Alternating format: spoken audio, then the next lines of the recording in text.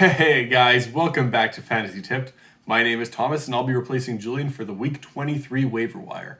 Before we get started guys, please leave a like, subscribe, hit that notification bell, and don't forget to follow Fantasy Tipped on Twitter for the latest tips and tricks throughout the week. Let's get started. So this week, off nights are Monday, Wednesday, and Friday, but no day has more than 9 games, so off nights aren't really as significant as they usually are.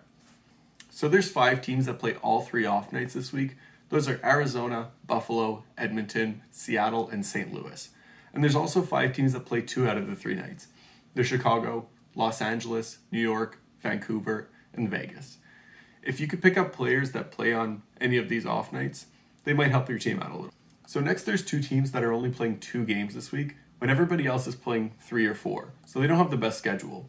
Those teams are Washington and the Nashville Predators.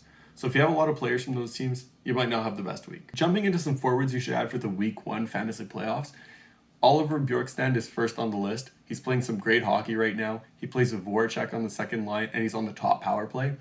Columbus does have a standard Tuesday, Thursday, Saturday schedule, so don't pick him up if he doesn't fit your lineup. Next is Clayton Keller's line mate and power play mate, Nick Schmaltz. He's been phenomenal, and although he's slowed down a bit, he's a great add for those Monday, Wednesday, and Friday off nights. Next, we have Lee Anders, 46% owned. He's playing some unreal hockey right now. He was almost completely non-existent all year, and now he's suddenly popping off like crazy. As long as he stays hot, he's a great option for the fantasy playoffs. Next is Valerie Nichushkin. Now, the Avs have the standard Tuesday, Thursday, Saturday schedule, but with Landeskog out, he's playing the top power play, and he's playing on the top line with Nathan MacKinnon and Rantanen. So that's a great place to be, and he's been producing. And we also have the whole top line of Buffalo. Now, Alex Tuch, Tage Thompson, and Jeff Skinner are all playing great. Julian included them in the last waiver wire video, so I didn't want to mention all 3 individually, but they're great ads for the week, especially because they're all playing on off nights. Next is Andrew Copp. He was traded from Winnipeg to the Rangers recently, and it looks like he's going to get a shot at the top 6 in New York. He's practicing alongside Panarin and Strome, which is a great place to be for fantasy points. Next is Evan Rodriguez, and we could have even included Ricard Raquel here.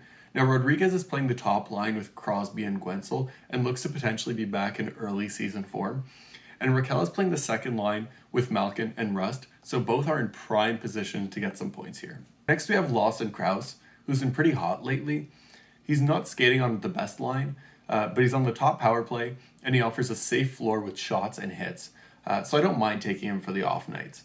Galchenyuk is another good Coyote that might be worth taking for the off nights in super deep leagues because he's centering for the Keller-Schmaltz line. Next is Dylan Strome from the Blackhawks. He's insanely hot right now. He's manning that top line and power play with Kane and DeBrincat. And Chicago also gets those Monday and Friday off nights this week, so it's pretty good.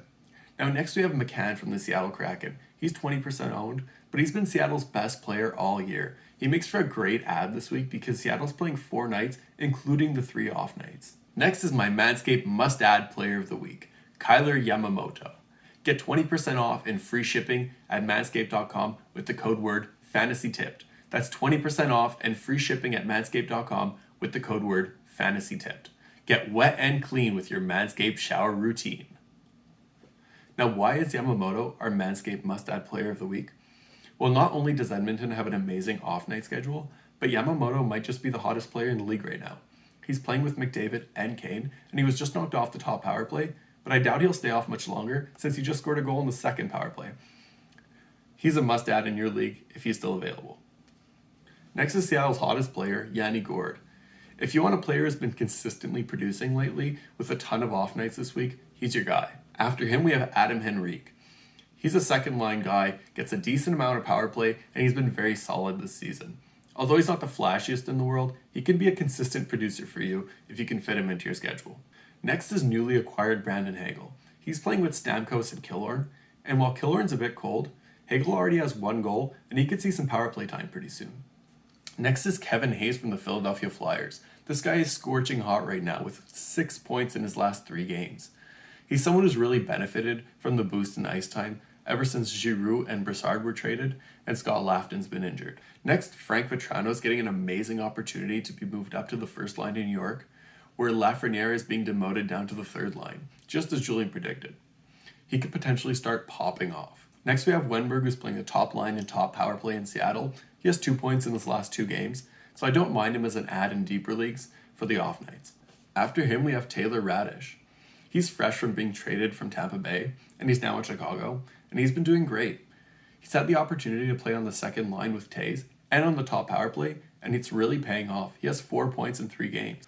Last but not least, I have Casey Mittelstadt, who's a desperation ad for off weeks in the deepest of leagues. Maybe he'll go crazy and pop off like he did last year. Jumping into defense now. As Julian predicted, Giordano is now moving to the Leafs' second power play. He should be able to put up some solid peripherals going forward and get some points along the way. Next we have Jeff Petry. He's been manning the Habs' second power play, and he's putting up some fantastic peripherals ever since Marty St. Louis took over as coach. Moving on, we have Morrissey, and this may be a last call for him in a lot of leagues. He's manning the top power play, putting up some solid peripherals, and getting some great points. Then I have Shane Godesbear, who's putting up some points frequently on that top power play in Arizona, so he makes for a solid ad. Then I have Vince Dunn. Now with Giordano out of the picture, Dunn is that top power play quarterback, and he's been producing. He's got 6 points in the last 5 games, and he's showing no signs of slowing down. Next I have Ben Chiarot, who's made a very good first impression in Florida. He's got an assist, 3 shots, and 3 blocks. He's skating on that top pairing, and I expect his peripherals to continue to be solid down the line while getting the occasional goal from the point. Next I have Esa Lindell, who's been really hot lately, and as long as he is, he should be rostered. He'll also put up some decent peripherals. Next we have Luke Schenn, who's been an absolute wrecking ball this year. He's second in the league with hits. He also puts up some shots, blocks, and goals, making him pretty valuable in a league that counts hits. There's something about the end of the year that makes Cody Cecchi step up his game. He's been putting up some great peripherals this year, and he's even been scoring points. I like him in deeper leagues. Next we have Sean Durzi, who's been playing on that first power play in LA ever since Doughty's been out. He got 27 minutes last game and 3 points. Yeah, he should be out in way more leagues. Moving on to goalies, Pettersson and Quick are splitting the starts 50-50 in LA, so if that's good enough for you in your league, they're decent ads. Reimer and Kakinen are splitting the games 50-50, but if I had to give an edge, I'd probably give it to Reimer. Next we have Forsberg, who's the starter in Ottawa right now with Matt Murray still out long term. Grab him if you need a low-owned starter. Next, Kallgren and Mrazek seem to be splitting starts until Campbell's back. If I had to give one of them an edge, I'd probably give it to Mrazek, assuming he plays well this weekend. Then I have Kevin Lankinen, who was one of the best rookies last year, and he finally gets to start again in Chicago ever since Fleury left. Then we have Jake Allen, who's back and playing well for Montreal. He's starting all the games. Next, Vejmelka is the starter for Arizona. Sateri could start eating into his games, but I'm not too worried about that right now. Then Craig Anderson is the starter on the Buffalo Sabres, although Tokarski is going to probably start on the Monday night because Anderson's playing on the Sunday. Then Logan Thompson is the starter for Las Vegas until Lehner returns. And last but not least, Nico Dawes is the guy in New Jersey, since the next best option is John Gillies, who's not great. Thank you guys so much for making it all the way through this video. If you enjoyed it, please leave a like. Feel free to comment down below. Tell me how I did. I promise Julian will be back for the next video. Also, if you haven't already, don't forget to subscribe and hit that notification bell. Bye for now.